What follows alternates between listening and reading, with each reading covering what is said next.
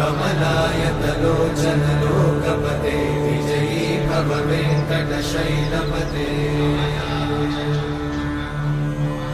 कमलाकुचूचुक कुङ्कुमतो नियतानुनितातुलनीलतनो कमलायतलोचन लोकपते विजयी भव वेङ्कटशैलपते सचतुर्मुख षण्मुख पञ्चमुख प्रमुखाखिल दैवतमौलिमणे शरणागत वत्सल सारनिधे परिपालय मां वृषशैलपते अतिवेलतया तव दुर्विषहैरनुवेलकृतैरपराधशतैः हरितं त्वरितं वृषशैलपते परया कृपया परिपाहि हरे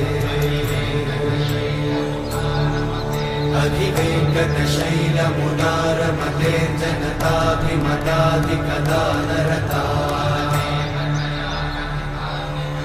परदेवतया गदितान्निगमै कमलादयितान्न परं कलये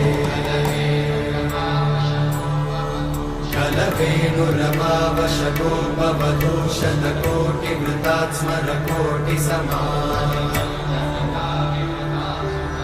प्रतिवल्लविकाभिमतात् सुखदात् वसुदेवसुतान्न परं कलये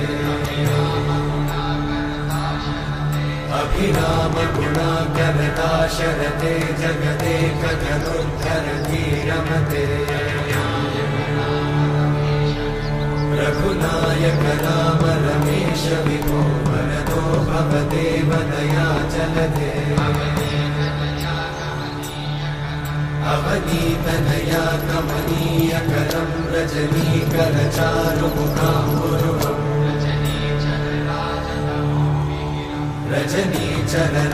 रजनीचरराजतमोमिहिरं महनीयमहं रघुराममये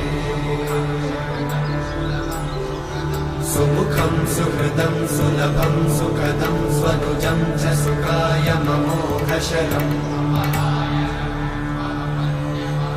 अपहाय रघुत्वहमन्यमहं न कथञ्चन कञ्चन जातु भजे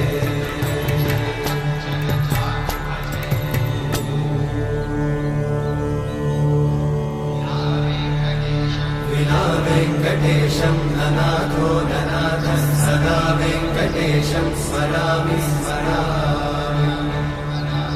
हरे वेङ्कटेशं प्रसीद प्रसीद प्रियं वेङ्कटेशं प्रयच्छ प्रयच्छ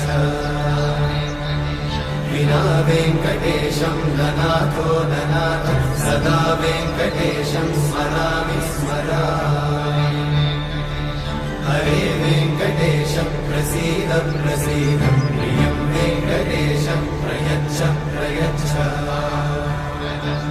अहं दूरतस्ते पदाम्भोजयुग्मं प्रणामेच्छया गद्य सेवां करोमि सकृत्सेवया नित्यसेवाफलं त्वं प्रयच्छ प्रयच्छ प्रभो वेङ्कटेश अज्ञानिना मया दोषान् अशेषान् विहितान् हरे क्षमस्वत्वं क्षमस्वत्वं शेषशैलशिखामणे